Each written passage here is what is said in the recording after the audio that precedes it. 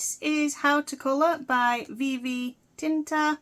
It's a guide to colouring patterns, textures, shading and blending. So it's a little tutorial book for colouring. I got this so I can learn some new techniques with the pens. There's a nice colourful first page there with this book belongs to, so you can pop your name on there, and it's printed in nice colours, very pretty. And then we've got the table of contents and about this book, and I thought I'd do this little flip through so you know what to expect when you buy it, so you'll know if this book is for you or not. So there's some little tips here, how to find inspiration for colouring, tips and tricks on the next page. Also different types of pens that you can use for colouring, because different pens give different effects. Then we have chapter 1, helpful tips, handy tools you might like. And then we reach the step-by-step guide. This is how to do the step-by-steps, and then it goes over to you having a go. So it shows you the colours that it's used in each step, and you follow the steps, and then that says gel pen, so use the gel pen for the finer detail. Then it gives you one for you to try, so you follow these steps. There doesn't seem to be any actual words or instructions, it's just looking at what they have added, and then you have a go here. Then there's a section there to write down the colours that you've used and the numbers on the pens, and then there's on the other side another step by step, but this works upwards. You follow the arrows and then you have a go at doing the ice cream. So they're all single-sided as well, because alcohol markers bleed through, so don't forget to put a piece of paper behind each page to protect the next page. So there's lots of different techniques for you to try: wooden sign, fire, tiles, walls. There's no words though, it is all just looking at the pictures and following the step-by-steps.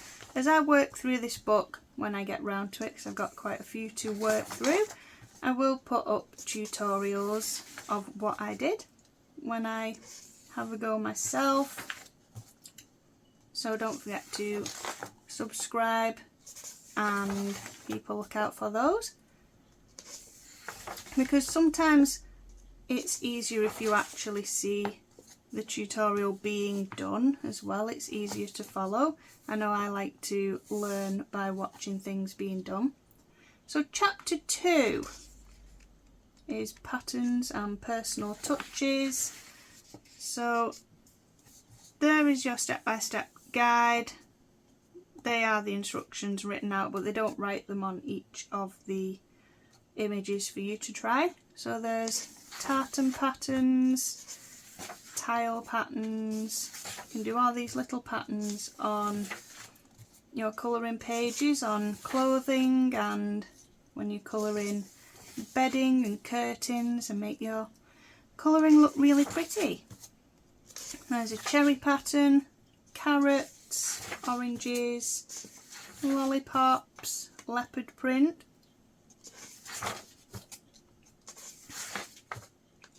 And they're all quite small pictures for you to colour, so they should be quite quick as well if you don't have a lot of time for colouring.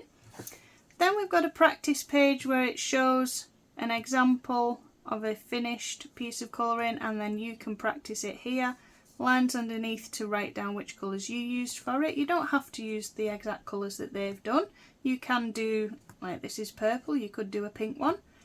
You can try it out in your own colours. So once you've worked through the book and got more confident using the pens and learning techniques, you can have a go of that without the step-by-steps.